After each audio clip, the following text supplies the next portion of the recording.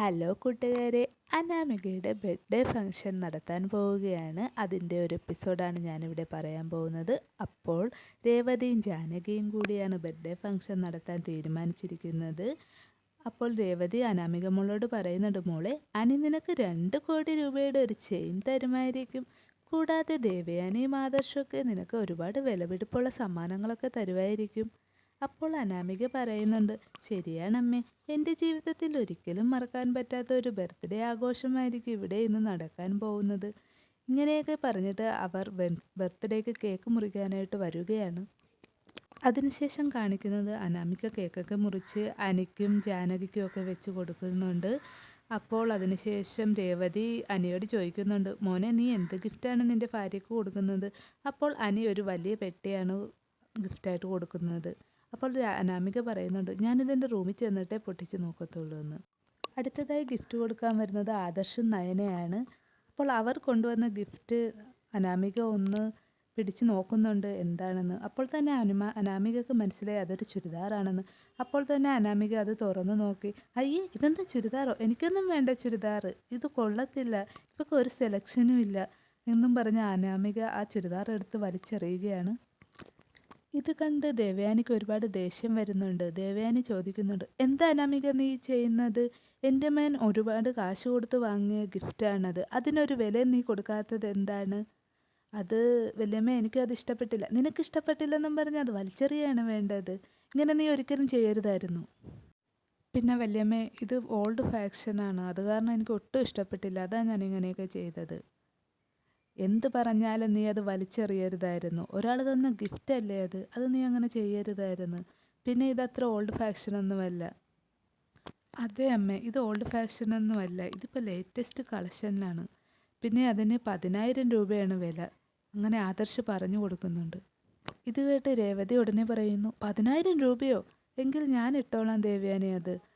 അനാമിക മോൾക്ക് ഇഷ്ടപ്പെട്ടില്ലെങ്കിൽ അത് ഞാൻ എടുത്തോളാം, എനിക്കിഷ്ടമാണ്. പിന്നെ ഞാൻ ചുരിദാർ ഇട്ടുകൊണ്ട് വന്നാൽ അനാമിക മോളുടെ അനിയത്തിയാന്നേ തോന്നുള്ളൂ. വേണുവേട്ടനും ഇഷ്ടമാണ് ഞാൻ ചുരിദാർ ഇടണമൊക്കെ. ഇതും പറഞ്ഞ് രേവതി ചുരിദാർ കയ്യിലാക്കുന്നുണ്ട്.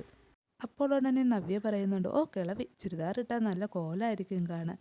നിനക്ക് വേറെ പണിയൊന്നുമില്ല നയനെ ഇവർക്ക് ചുരിദാറൊക്കെ വാങ്ങിച്ചു കൊടുക്കാൻ. നിൻ്റെ കയ്യിലിരിക്കുകയില്ലായിരുന്ന പൈസ, നീ വെറുതെ എന്തിനാ പൈസ മുടക്കി ഇതൊക്കെ ചെയ്തത്? അത് ചേച്ചി, ഇവളിവിടെ വന്നിട്ട് ശേഷമുള്ള ആദ്യത്തെ ബർത്ത്ഡേ അല്ലേ.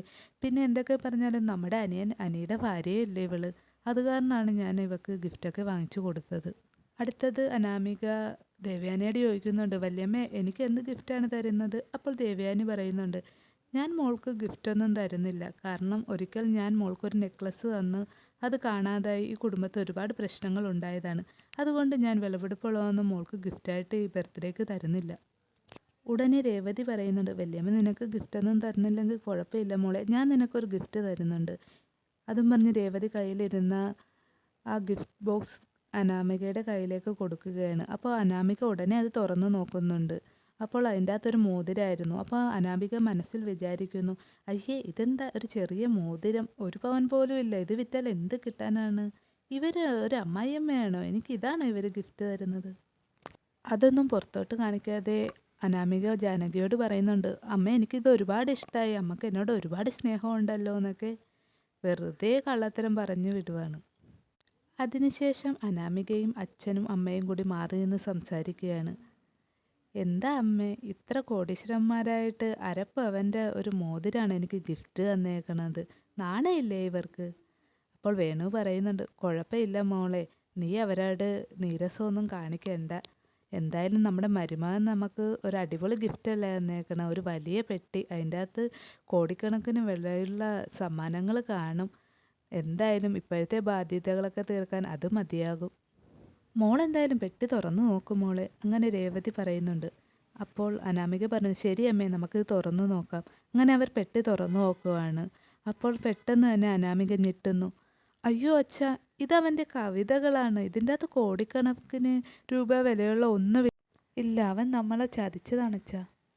മോളെ, ഇവനെ നിനക്ക് പ്രേമിക്കുന്ന സമയത്ത് വല്ലോ ബാങ്കും കൊള്ളയടിക്കാൻ പോയാൽ പോരായിരുന്നു, അതായിരുന്നു ഇതിലും ഭേദം. ഇതും പറഞ്ഞ് അവരിങ്ങനെ വിഷമിച്ചിരിക്കുകയാണ്. ഇതൊക്കെ പുറത്ത് നിന്ന് കേൾക്കുന്നുണ്ടായിരുന്നു നവ്യയും നയനയും.